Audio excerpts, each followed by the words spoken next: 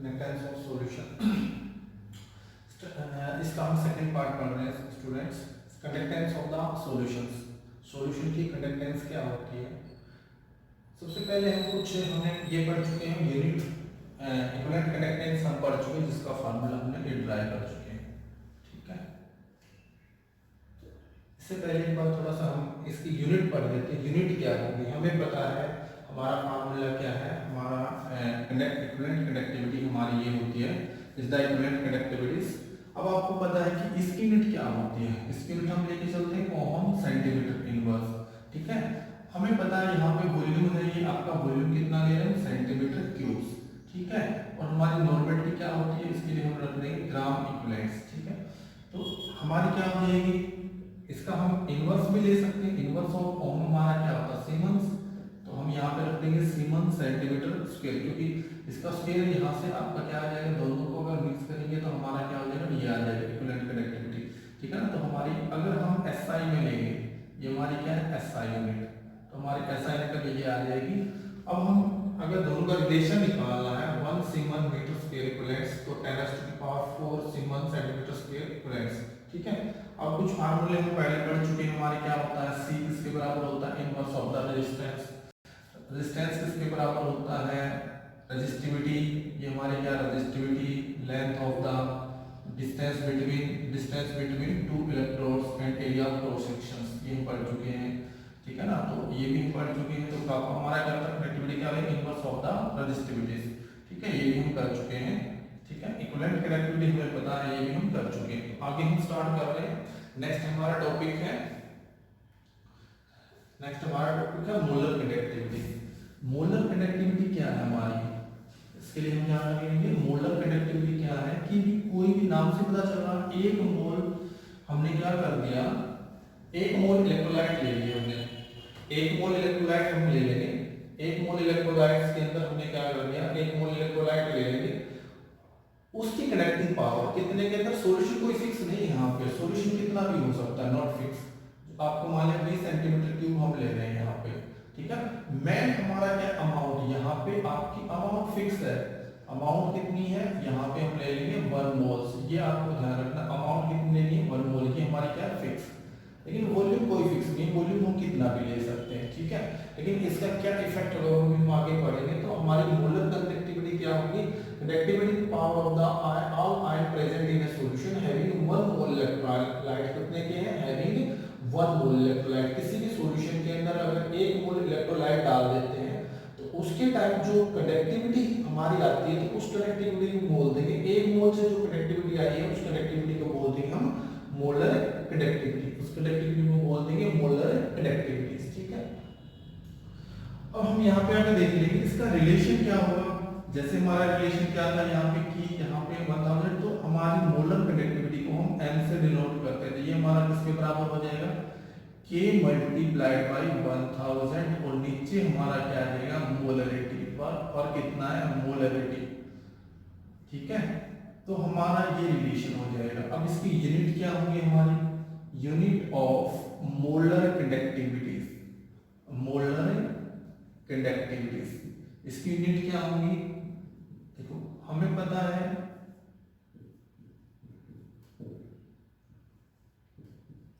कि यूनिट क्या होती है, ओम इनवर्स और सेंटीमीटर इनवर्स। ठीक है, वॉल्यूम का कितना हो जाएगा, मल्टीप्लाइड बाय सेंटीमीटर क्यूब। नीचे क्या आ जाएगा, मोलरिटी हमारे क्या आ जाएगी, मोल्स। नीचे मोलरिटी के लिए क्या ले लेंगे, मोल। तो हम इसको क्या करेंगे, यहाँ से हमारा क्या आ जाएगा, ओम्स इनवर्स, हमारा क्या आ जाएगा सेंटीमीटर क्यूब, हमारा मोल इनवर्स। ठीक है, इसको भी हम क्या रख सकते हैं, सीमन। तो हमारा क्या आ जाएगा, semen centimetre square mole inverse. ठीक है, ये हमारी यूनिट आ जाएगी। अगर हम यूनिट ले रहे हैं, इसकी यूनिट अगर एसआई में ले लेंगे तो हमारा किसके बराबर हो जाएगा, siemens metre square mole inverse. तो हमारा क्या आ जाएगा, मोल इनवर्स।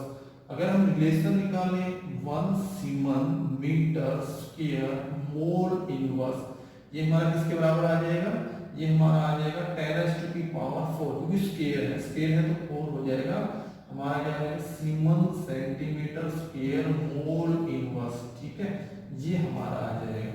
ठीक है, ये हमारा हमारा रिलेशन आ जाएगा, ये हमारी यूनिट हो जाएगी। ज्यादातर हम यूनिट इसको यूज करेंगे, ये वाली यूनिट हमारी है, इसको हम ज्यादातर यूज करेंगे, आपको ध्यान रखना, ठीक है। तो ये हमारा क्या हो जाएगा, मोलर कंडक्टिविटी का फार्मूला हमारा ये हो जाएगा, ठीक है। डेफिनेशन हमारी क्या हो जाएगी, एक मोल जो भी एक मोल इलेक्ट्रोलाइट से आयन से जो भी कंडक्टिविटी है उसको हम बोल देंगे, कंडक्टेंस है उसको हम बोल देंगे उसकी मोलर कंडक्टिविटी, ये हमारी यूनिट हो जाएगी। तो ये हमने रिलेशन कर दिया 1 siemens metre square mole inverse 10⁻⁴ siemens centimetre square moles, ठीक है। इसको थोड़ा सा आगे एक्सप्लेन कर लेते हैं।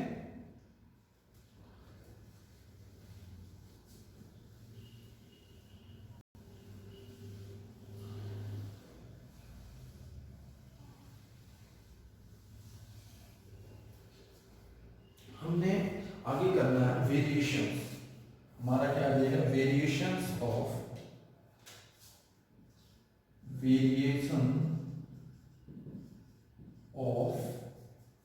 Electrolytic conductance, electrolytic conductance, electrolytic conductance, हमारी इलेक्ट्रोलाइटिक कंडक्टेंस क्या हो जाएगी, सी। इक्विवेलेंट कंडक्टिविटीज क्या हो जाएगी, कंडक्टिविटीज, ये हमारे क्या हो जाएगी, कंडक्टिविटीज, क्या हो जाएगी, कंडक्टिविटीज। और एक हम ले लेंगे मोलर इक्विवेलेंट कंडक्टिविटी, ये हमारी क्या हो जाएगी, इक्विवेलेंट कंडक्टिविटीज, ठीक है। और एक हम ले लेंगे मोलर कंडक्टिविटीज, ये हमारी क्या हो जाएगी, मोलर कंडक्टिविटीज, पहले पढ़ चुके हैं मोलर कंडक्टिविटीज, ठीक है। मोलर कंडक्टिविटी, इनकी variation with dilution of solutions, with dilution of solutions, कोई भी सॉल्यूशन है उसको हम डाइल्यूट करते हैं तो क्या फर्क पड़ेगा, with dilution of A solution, ठीक है। यहां पे हमें ध्यान रखना है, हमें पता है यहां पे आप फर्स्ट देखेंगे, दो केस बना लेंगे हम, क्या ले रहे हैं यहाँ पे, कंडक्टेंस, इक्विवेलेंट कंडक्टेंस और मोलर कंडक्टिविटीज, ठीक है। If increase with dilutions, with dilutions, dilution का मतलब adding of water, adding of water with dilutions, ये आपकी जो भी कंडक्टिविटी है, चाहे वो आपकी इलेक्ट्रोलाइटिक कंडक्टेंस है, चाहे आपकी इक्विवेलेंट कंडक्टेंस है, चाहे मोलर कंडक्टेंस है, वो इंक्रीज होगी विद डाइल्यूशन। क्यों इंक्रीज होगी, एक्सप्लेनेशन क्या है इसकी, आपको पता है ये सीधी डिपेंड करती है, किस पे डिपेंड करती है, कंसंट्रेशन पे, number of ions, number of ions. आपकी conductivity, mole electrolytic conductance, equivalent conductance, molar conductance is depend number of ions and with dilutions, with dilutions number of ion increase, number of ion increase. Dilution के साथ क्या है, जो number of ion है वो increase हो जाते हैं। हमने जैसे पहले पढ़ चुके, किसी भी इलेक्ट्रोलाइट के अंदर हम जितना वाटर ऐड करेंगे, ये हमारा इलेक्ट्रोलाइट हमने ले रखा है, ये हमारा इलेक्ट्रोलाइट है। जैसे मान लिया पहले आपका वंस, इसके अंदर हम जितनी भी अमाउंट डालेंगे, यहाँ पे ऐड करेंगे वाटर, तो आपका डिसोसिएशन उतना ही ज्यादा हो जाएगा। यहाँ पे मान लिया पहले 1 ml था, अब हमने 1 ml और ऐड कर दिया, यहाँ पे 2 ml हो गया, 2 ml, तो यहाँ पे क्या होगा, जितने ही ज्यादा जो डिग्री ऑफ डिसोसिएशन है, ठीक है, वो सीधी डिपेंड करती है आपकी, किस पर डिपेंड करती है, डाइल्यूशन के ऊपर, डाइल्यूशन, ठीक है। तो आपने ध्यान रखना है, आपसे कोई पूछे भी क्यों इंक्रीज होते, तो आपने बताना number of ions, number of ions and with dilution number of ion increase, so the conductance, equivalent conductancy और मोलर कंडक्टेंसी आल्सो इंक्रीज। तो ये आपकी क्या हो जाएगी, ये भी आपकी क्या होगी, इंक्रीज हो जाएगी। सेकंड है हमारी, सेकंड केस ले लेंगे कंडक्टिविटीज,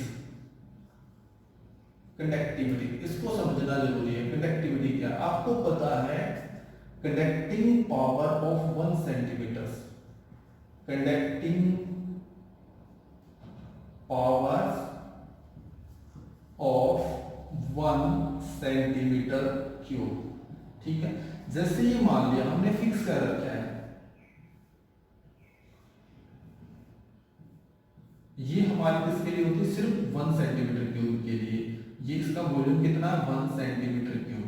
ठीक है, इसके अंदर कितने आए हैं, अब मान लिया इसमें आपने डाल दिए 1000 आयन, आपने इसमें डाल दिए 1000 आयन, लेकिन इसका वॉल्यूम आपने क्या कर दिया, डबल कर दिया। आपने इसका वॉल्यूम डबल कर दिया। ये मान लिया अब ये 1 ml नहीं है, अब ये 2 ml है।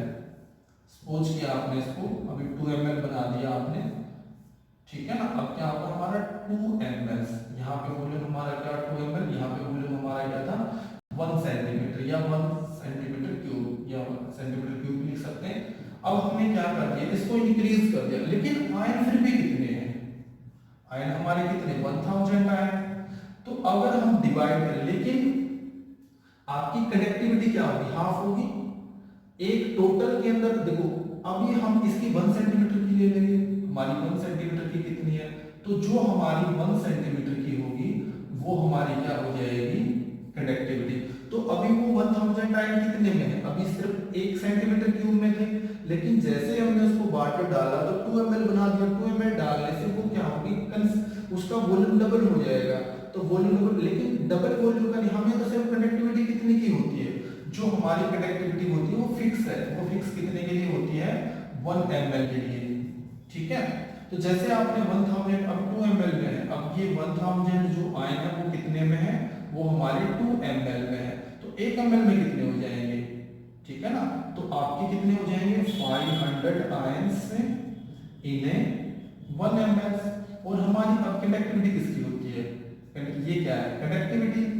तो इसका मतलब पहले आयन जो थे आपके, इसके अंदर 1 सेंटीमीटर 1 ml में 1000 आयन थे, लेकिन अब हमने जैसे वॉल्यूम डबल किया तो 1 सेंटीमीटर वो आयन डिवाइड हो गए, 2 ml में डिवाइड हो जाएंगे। तो 1 ml के हिस्से में कितने आए, तो 1 ml के हिस्से में आए कितने 5।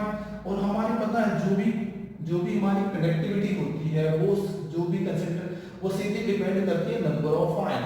तो आपको पहले 1000 आयन कितने थे 1 ml में थे, लेकिन जैसे हमने वॉल्यूम को डबल किया तो 1000 कितने में हो गए 2 ml के अंदर। तो इसका मतलब 1 ml में कितने 500। तो इसका मतलब अभी करंट को ले जाने के लिए 1 ml में कितने सिर्फ 500 आयन है। इसका मतलब क्या होगा 500 आयन है तो आयन डिक्रीज हो गए, आयन डिक्रीज हो गए, तो इसका मतलब कंडक्टिविटी भी क्या हो जाएगी, डिक्रीज हो जाएगी। तो आपको इस तरह ध्यान रखना है, आपको पता है conductivity power of the with dilutions number of ion decrease in 1 unit volume 1 centimetre cube volumes. ठीक है, सो कंडक्टिविटी इज डिक्रीज। इसका मतलब क्या होगा, कंडक्टिविटी हमेशा क्या होगी, जो हमारी कंडक्टिविटी है ये हमेशा क्या होगी, डिक्रीज होगी। किसके साथ में, डाइल्यूशन के साथ में। डाइल्यूशन इंक्रीज करेंगे तो कंडक्टिविटी क्या हो जाएगी, डिक्रीज हो जाएगी। लेकिन ये सभी की सभी क्या है, इंक्रीज होती है विद डाइल्यूशन। ये क्या हो जाएंगे, डाइल्यूशन के साथ में क्या हो जाएंगे, इंक्रीज हो जाएगी तीनों की तीनों, लेकिन कंडक्टिविटी आपकी क्या होती है, डिक्रीज हो जाती है। ये आपको ध्यान रखना है। ठीक है,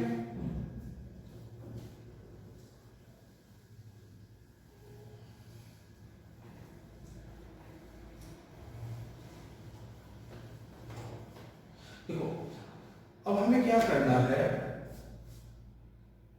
वेरिएशन ऑफ स्ट्रॉन्ग इलेक्ट्रोलाइट्स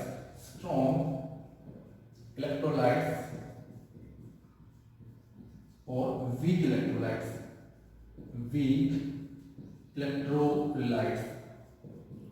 अब हम अलग अलग का देख लेंगे, स्ट्रॉन्ग इलेक्ट्रोलाइट और वीक इलेक्ट्रोलाइट का क्या फर्क पड़ेगा इसके ऊपर। स्ट्रॉन्ग इलेक्ट्रोलाइट में क्या होता है, वेरिएशन क्या आती है। इसके लिए पहले हम ले लेंगे स्ट्रॉन्ग इलेक्ट्रोलाइट्स। इसके लिए एक इक्वेशन दे रखी है जिसका हमारा है D by explain by D by 1 सेगर Van-Sager equations explained by D by Van-Sager equations, ठीक है। D by Van-Sager जो इक्वेशन क्या है, molar conductivities of any concentration, molar conductivity eight infinite dilutions minus में B और C कंसंट्रेशंस, ठीक है। ये क्या है, आप यहाँ पे अगर इसको देखिए, ये क्या है, molar concentrations, molar concentrations, molar conductivities, molar conductivities, conductivity कितने पे है, एट ए कंसंट्रेशन C, ठीक है। ये क्या है, मोलर कंडक्टिविटीज, मोलर कंडक्टिविटीज कितने पे है, eight infinite dilution, infinite dilution, infinite dilution, infinite dilution का मतलब कितने पे है, वहां पे एट विच 100% डिसोसिएशन, जहां पे आपके जो इलेक्ट्रोलाइट है वो 100% क्या हो जाएंगे, डिसोसिएट हो जाएंगे। और ये क्या है, constant,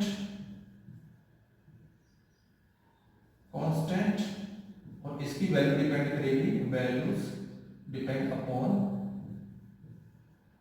depends upon nature of substance, nature of substance, electrolytes, electrolytes. C का आपको पता होगा, सी क्या है, कंसंट्रेशन, सी हमारे यहाँ पे क्या है, कंसंट्रेशन, ठीक है।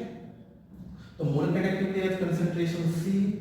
तो अब हमें इसके हमें पता है, तो इक्वेशन हमारी क्या है, ये बन गई हमारी इक्वेशन, लीनियर इक्वेशन। ये जो इक्वेशन बनी हमारी क्या हो जाएगी, लीनियर ग्राफ की, linear graph, linear graph equations, graph equations, ठीक है। आपकी लीनियर ग्राफ इक्वेशन क्या होती है, y equal to the mx plus में c, c क्या है, इंटरसेप्ट, इंटरसेप्ट, n क्या है, स्लोप, और ये क्या है, वेरिएबल्स, ये भी वेरिएबल्स और आपका ये भी वेरिएबल। तो यहाँ पे क्या हो जाएगा, ये तो हमारा हो जाएगा स्लोप, ये हो जाएगा इंटरसेप्ट, और ये दोनों वेरिएबल, ये और ये हमारे क्या हो जाएंगे, वेरिएबल्स। तो इसकी हम इक्वेशन ड्रा कर सकते हैं। इक्वेशन हमारी क्या हो जाएगी इसके लिए, अगर हमें इक्वेशन ड्रा करनी है, ठीक है, इक्वेशन क्या कर लेंगे हम इसके लिए, देखो इक्वेशन हमारी क्या है, यहाँ पे हमें पता है, ये हम एक ग्राफ ड्रा कर लेते हैं, ऐसी आएगी हमारी, यहाँ पे डॉटेड, इसको एक्स्ट्रापोलेट कर दे, स्केल रखें, यहाँ पे ये हमने खुद ड्रा किया है यहाँ पे, ठीक है। ये हमारा क्या, इसको हम एक्स्ट्रापोलेट कर देंगे, यहाँ पे चेंज वेरिएबल आता है, एक्चुअली में आपका ग्राफ ऐसे आता है, ठीक है, ये ध्यान रखना। किसका, strong electrolytes, strong electrolytes, strong electrolytes, electrolytes, ठीक है। यहाँ पे हम ले लेंगे कंडक्टिविटी, मोलर कंडक्टिविटी, और यहाँ पे ले लेंगे कंसंट्रेशंस, यहाँ पे क्या ले लेंगे, कंसंट्रेशंस, ठीक है। इधर कंसंट्रेशन क्या होती है, इंक्रीज होती है। तो आप देखो यहाँ पे ग्राफ हमें क्या शो कर रहा है, जैसे ही हम ग्राफ ड्रा करते हैं, आप ग्राफ बनाएंगे, जैसे ही हम ग्राफ ड्रा करते हैं तो हमें शो करता है जो स्ट्रॉन्ग इलेक्ट्रोलाइट है उसके अंदर बिल्कुल स्मॉल चेंज आता है, ठीक है। और वो भी चेंज क्यों आया है, यहाँ पे क्या है कि आपको पता है, यहाँ अगर स्ट्रॉन्ग इलेक्ट्रोलाइट की अगर बात करें, स्ट्रॉन्ग इलेक्ट्रोलाइट्स में is very small change, very small change, because in waters, strong electrolytes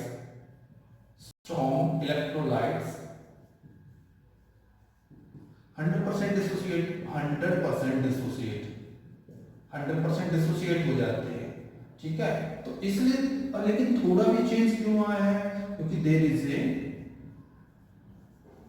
there are ion interactions at high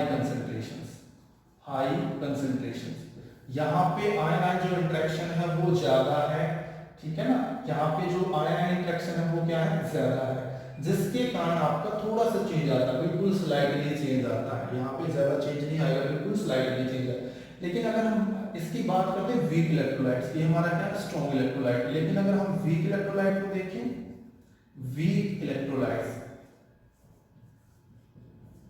अगर हम वीक इलेक्ट्रोलाइट देखें तो वीक इलेक्ट्रोलाइट इस तरह का ग्राफ आएगा। ये हमारा देखो इस तरह का हमारा ग्राफ आएगा, यहाँ पे एक्सट्रापोलेट कर देंगे। देखो यहाँ पे काफी डिफरेंस है, यहाँ पे काफी डिफरेंस है। ये देखो यहाँ से शुरू होता है इसका ग्राफ, क्योंकि आपको पता है they dissociate very small, they dissociate very small, ठीक है ना, वेरी स्मॉल, जो बहुत कम ही टूटते हैं आपके, बिल्कुल डिसोसिएशन का जो होता है बिल्कुल ही कम होता है। ये हमारा किसका, वीक इलेक्ट्रोलाइट्स का, वीक इलेक्ट्रोलाइट्स, इलेक्ट्रोलाइट्स। तो यहाँ पे हम देख रहे हैं, लेकिन वीक इलेक्ट्रोलाइट में काफी चेंज आया है।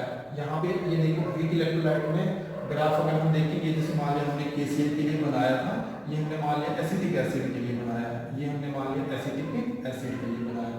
तो यहाँ पे देखो काफी चेंज है, क्योंकि हमें पता है डिग्री ऑफ डिसोसिएशन जो अल्फा होती है वो सीधे डिपेंड करती है इसके ऊपर, inversely proportional to the concentrations, ठीक है।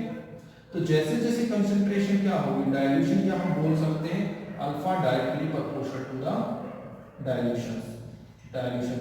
जैसे जैसे डाइल्यूशन करेंगे तो अल्फा क्या है, डिग्री ऑफ डिसोसिएशन, उतना ही इलेक्ट्रोलाइट टूटता जाएगा।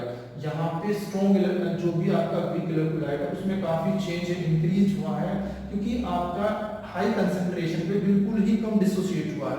लेकिन जैसे जैसे कंसंट्रेशन बढ़ाएंगे उसका डिसोसिएशन इंक्रीज होता जाएगा, वैसे वैसे इसके कंसंट्रेशन बढ़ाएंगे इसका डिसोसिएशन क्या इंक्रीज होता जाएगा। और यहाँ पे देखो इसके ऊपर इनफाइनाइट डाइल्यूशन, यहाँ पे क्या है इनफाइनाइट, ये हमारा क्या था इंटरसेप्ट, इंटरसेप्ट हमारा क्या था ये नॉट पे, ठीक है।